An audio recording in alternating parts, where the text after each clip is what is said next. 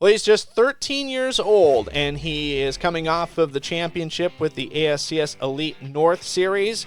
It is Bradley Cox, formerly from Fort Mojave, Arizona, now calling Colorado Springs, Colorado home. He talks about his incredible season, 3 wins on the year and 12 starts, his plans for the rest of the year, as well as a potential Tulsa Shootout victory, and next year racing with the ASCS-National Tour and the ASCS Sooner region. That's coming up next on Dave's Home Supply, getting up to speed after these messages. Dave's Home Supply specializes in cabinets, flooring, and countertops. Visit their website at daveshomesupply.com to look at products, services, financing, and even a free estimate. Are you looking for bookkeeping, payroll, or income tax services? Then check out the folks at For You Simple Bookkeeping. They are a licensed tax preparer throughout the entire United States. For more information, click on the link in the description. This broadcast is brought to you by Meat Freaks Jerky Club. Get the best jerky the world has to offer straight to your door by visiting meatfreaksjerkyclub.com. Pick your box and plan, tell them where to ship, and receive and enjoy.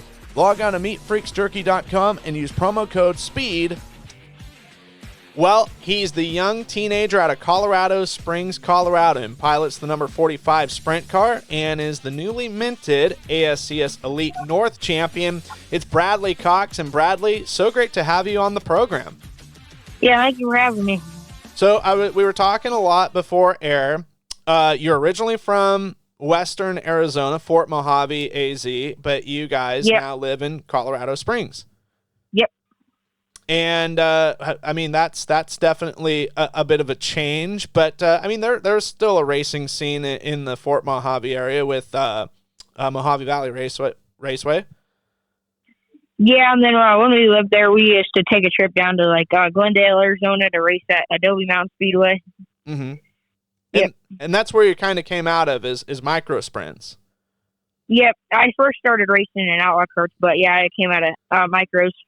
Okay. Where were some of the places you raced at for outlaw carts? Well, the track is it's in Arizona. It's called Santan Valley Cartway, but it closed down like 2 years ago. Okay. And then just kind of skimming through your guys' team page on social media, with the micro sprint, you guys did a fair bit of traveling through the years. Yeah, we did. We traveled. We ran the Now 600 series. I think it was 2 years ago or last year, but we got 5th place in the points, and we ran all over. We went to Nebraska, Kansas, Missouri, Oklahoma, and Texas. And then in Oklahoma, Port City Raceway got a pretty significant win there. Yeah, I did. I won the Freedom at the Dyer Crawford Memorial. I think it was 2 years ago. And that, no doubt, has got to rank up as one of your most important events in your young driving career. Yeah, one of my biggest wins in the micros.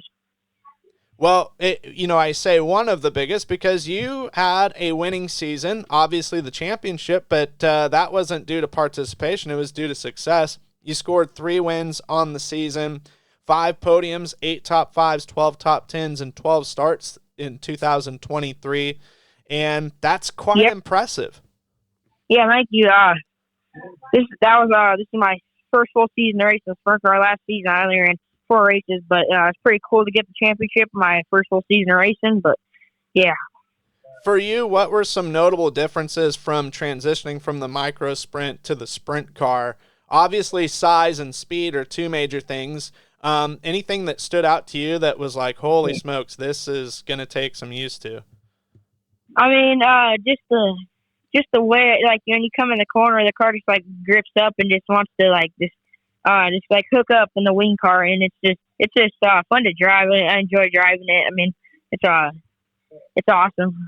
Well, and something to note too for some listeners and viewers that may not be familiar with some of the tracks where you're at. A lot of them are, well, I shouldn't say a lot of them.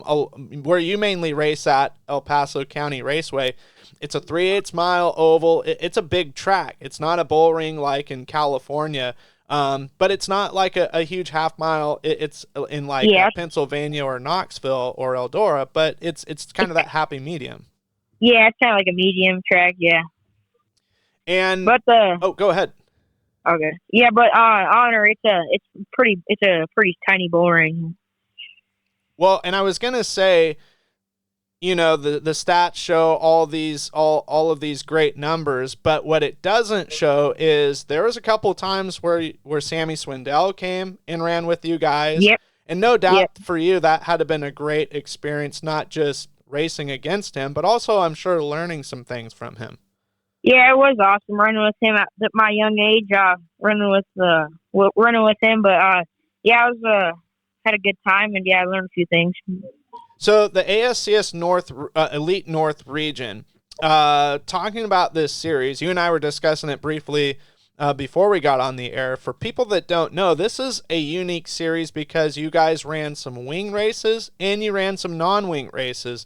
So it's kind of like a hybrid series. Well, yeah, it wasn't. I mean, it wasn't planned to run non-wing and then wing the rest of the half of the season, but we kind of all voted to run wing, so that's what we went to. But we ran non-wing first half of the season, and we all voted to run wing for the rest of the season. Okay, and for you, was that a huge thing to adjust to, or did you kind of welcome kind of going back and forth a little bit? It was a nice, neat challenge. Yeah, it was. It was kind of fun running both. Different like wing and non-wing first half of the season, but yeah, it does take a different driving style for a non-wing and versus wing. Well, and here's a story that I'm curious about, and that is July 22nd. You did something rather unique. There was a race at Honor Speedway, a quarter-mile clay oval in Colorado, and then later on in the program was El Paso County Raceway, and you won both features. Tell me about that day. That's pretty crazy. Oh yeah, it was crazy. I got my first win at Honor. I think it was may have been somewhere around September or so, but yeah, it was really awesome. I did a burnout. The fans really enjoyed that. But yeah, it was an awesome experience. So you win at Honor, and then what? You guys load up, and then hightail it to El Paso, Callahan, Colorado. No, I think that was 2 weeks after. Oh, okay. Yeah. Okay, but yeah. But for all this success in a short amount of time, right around July, able to just, I mean, what for you? Where did it seem to just click? Like everything was going in a good, positive trajectory, or you guys had really found some good speed and you were confident that you could win? I mean, the first race at El Paso, I went 7th to 2nd in the A, so I felt pretty confident. I felt more confident, so we moved on to the next race. Just had a couple top fives, and finally clicked off a win in August, my first sprint car win. Now, for you guys, obviously the Elite North stuff is done. Are you guys finished for the year, or are you going to try and hit maybe some stuff this fall in some of the places that are still hosting races? Well, we're going back to the micro. Our first race back in the micro will be the Rouge Rumble at Forest City next weekend, and we'll end out our season at the Tulsa Shootout in December. Okay. And 2024, has there been any plans already for you guys there, or is it still some things up in the air? Yeah, we're looking to run the ASCS Sooner region as well as some national tour races with the sprint car. And as for the micro, we'll try to get in some big money shows. Okay. So you guys will leave your transport and everything in Oklahoma area, and then just travel accordingly. Yeah, that's what we usually do. Just leave our micro and our trailer and up there, and we just fly back and forth to race. That's awesome. No doubt. What's really cool is, the Centennial State of Colorado kind of gets slept on as far as talent, but there's been some notable names to come out of there. Sid Blansford, who ran with the World of Outlaws for a couple seasons, Chad Corkin with ASCS-National Tour, and Jake Buback from Arvada, who's very fast, and no doubt that you know him. Yeah. It was fun racing with all them guys. Learned a lot, and it was fun racing with them at my young age. Totally awesome. What got you kind of the racing bug? Was this something that was rooted with your family, or is this something that you told your parents, hey, I I want to drive a race car.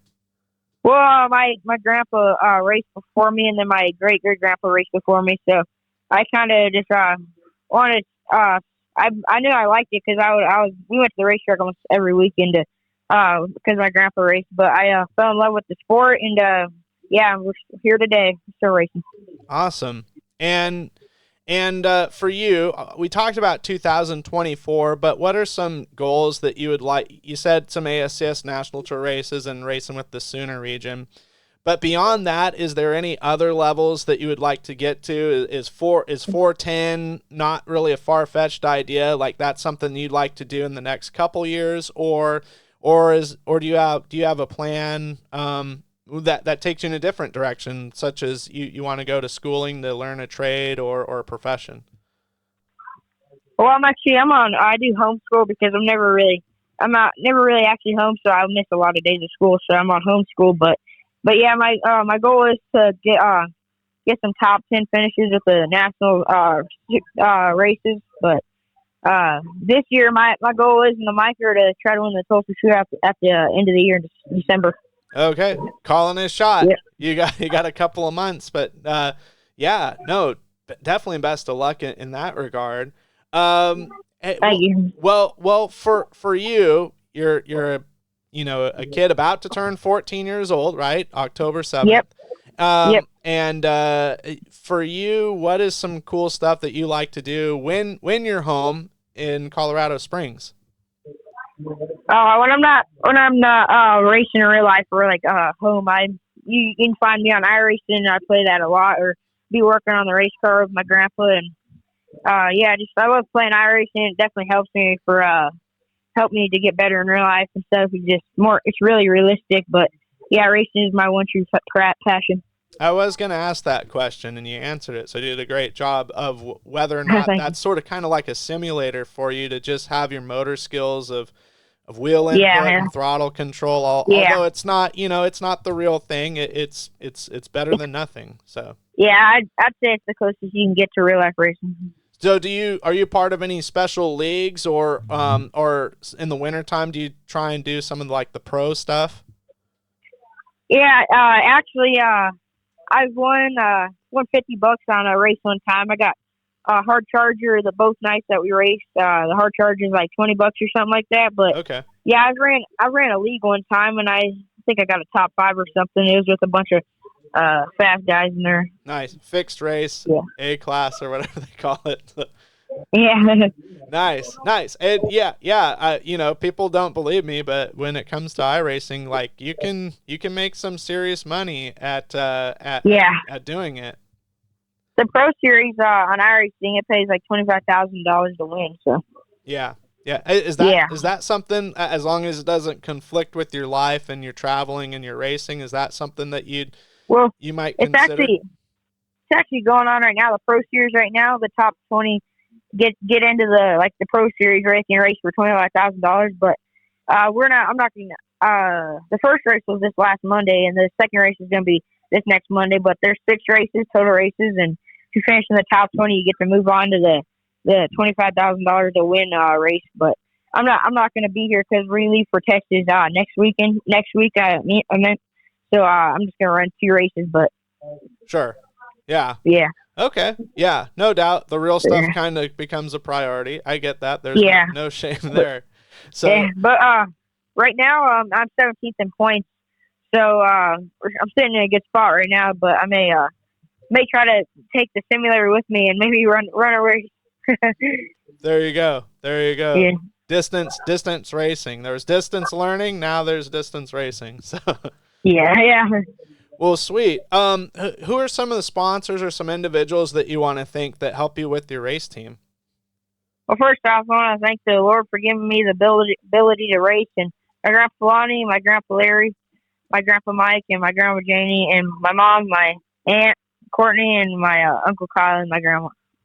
Awesome. Any sponsors or supporters in particular that you want to send a shout out to? Yeah. Redline Ford Roofing, Race Injury Components, Insane Graphics, Hassler Performance, Joe Bellin with DST Promotions, CP Pistons, Advanced Sleeves, Mike Scher with CBS Trucks. Wonderful. Well spoken. You Yeah. got that down. Great job. Thank you. If for people that want to look at your upcoming schedule or team news, or if you guys have an apparel for sale, what's the best place for folks? Is there a website or a social media page? Yeah, Bradley Cox Racing on Facebook, TikTok, and YouTube and Instagram. Awesome. And do you guys have Yeah. apparel for sale right now, or is that something in the works? We're actually getting it ordering right now because we sold out. But yeah, if you go to my race page on Bradley Cox Racing on Facebook or one of those three things, we'll post them when we have them back again. Wonderful. Well, it's been a pleasure to meet you and to get to know your story, and I can't wait to see how everything goes and how it flourishes, because I think that it's definitely promising days ahead of you, Bradley. Yeah, thank you. Thanks for having me on here. We'll definitely stay in touch. We'll try and get you on another interview, and perhaps it'll be after a Tulsa Shootout victory in December. So. Yeah, nice. That's the plan. Yep. I'm going to hold that too. Yeah. So wonderful. All right. Well, that is going to do it for this interview. We hope you enjoyed it. Be sure and hit the like and subscribe button on whatever platform you found this interview at. It really helps us grow the channel, and we greatly appreciate it. In the meantime, we'll be back with more content and interviews in the future. Be sure and have a great evening or a great rest of your day, whatever time you're listening.